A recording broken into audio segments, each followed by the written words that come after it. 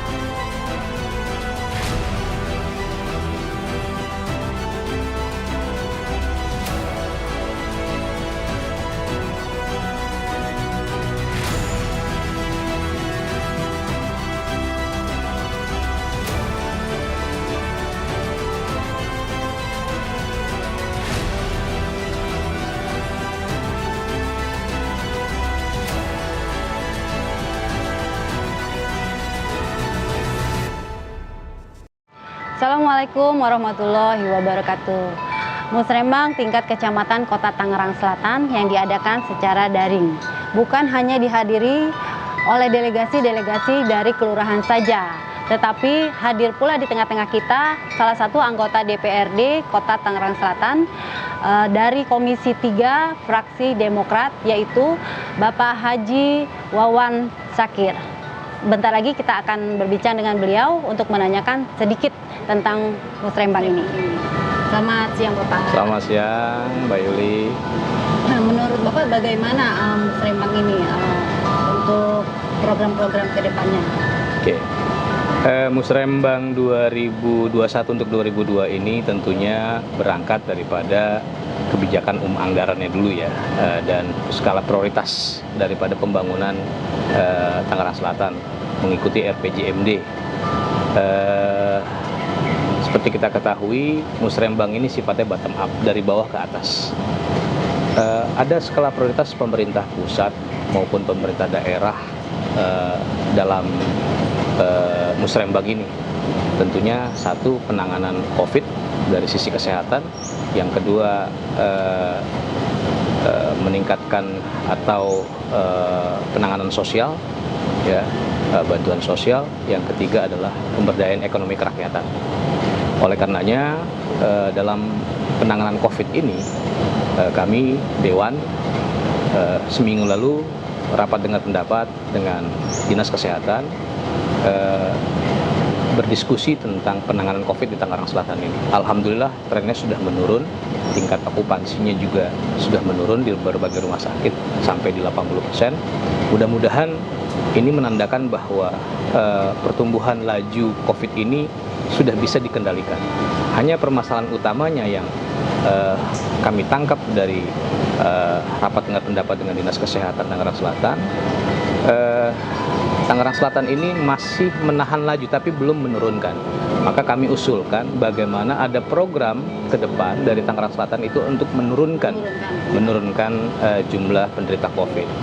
Kami mengusulkan dengan protokol kesehatan peningkatan imunitas, karena hari ini yang harus betul-betul ditangani adalah bagaimana meningkatkan imunitas sehingga laju pertumbuhan atau penyebaran COVID itu bisa tertangani dengan baik dengan meningkatnya imunitas.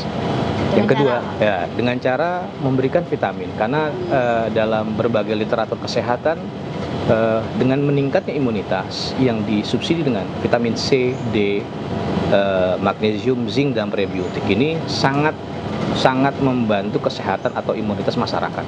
Maka ketahanan kesehatan masyarakat ini dalam bentuk imunitas ini harus distimulus oleh pemerintah daerah maupun pemerintah pusat sambil menunggu proses vaksinasi yang sedang dijalankan oleh pemerintah pusat. Karena lama ya? Karena lama, masih 1 tahun ya, 1 tahun lebih lah. Oleh karenanya sambil menunggu jeda rentan waktu yang ada itu, kita berharap ada program-program yang bisa menahan, mengurangkan laju pertumbuhan COVID. Begitu dari salah satunya. Dalam rangka meningkatkan imunitas. Begitu Mbak Yulika. Jadi untuk yang program keduanya dari apa? Kalau keduanya adalah bagaimana menstimulus ekonomi kerakyatan, ya. Maka kami mendorong bagaimana para pengusaha-pengusaha atau UMKM yang prasejahtera bisa ditingkatkan kesejahteraan menjadi sejahtera. Jadi prasejahtera menjadi sejahtera. Harapannya ya kan dari Kecamatan Ciputat ini bisa melahirkan pengusaha-pengusaha baru yang dibantu oleh pemerintah kota dalam bantuan modal, bantuan perizinan sampai kepada penjualan. Nah, ini yang menurut kami dari pemerintah dari DPRD melahirkan sebuah kebijakan atau peraturan daerah yang bersifat inisiatif dari Dewan yang namanya perlindungan produk lokal. Harapannya adalah meningkatnya jumlah para UMKM yang prasejahtera menjadi sejahtera dengan cara membela mereka dengan cara memberikan kemudahan perizinan, permodalan dan lain sebagainya. Dan sampai izin agak susah, bukan agak susah sih, hanya mereka awareness-nya juga masih lemah. Nah, yang kedua dipaksa untuk mereka itu pemerintah kota mendorong untuk memaksa membeli atau memasarkan di Indomaret, Alfamart atau yang disebut dengan modern trade. Produk-produknya. Iya, jadi bagaimana meningkatkan produktivitasnya sehingga pendapatannya pun meningkat. Gitu. Jadi UMKM itu masuk ke gerai-gerai Indomaret. Iya.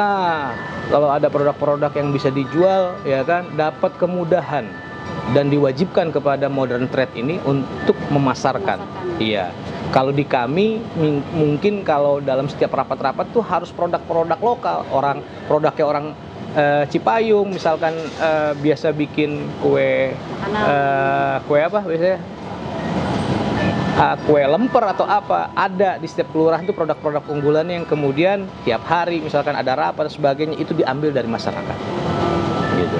Jadi memang dibantu dari atas untuk menaikkan dipaksa untuk dibela dengan permodalan, perizinan ya kan, dan juga dibantu juga dengan cara pemasaran. Begitu Mbak Yuri. Baik sekali. Oke. Cukup? Iya. Oke. Terima kasih. Sama-sama. Wawancaranya ini Bapak, semoga sehat selalu. Oke. Kita berdoa semoga pandemi ini segera berakhir. Oke. Sama-sama Mbak Yuri. Terima kasih. Waalaikumsalam.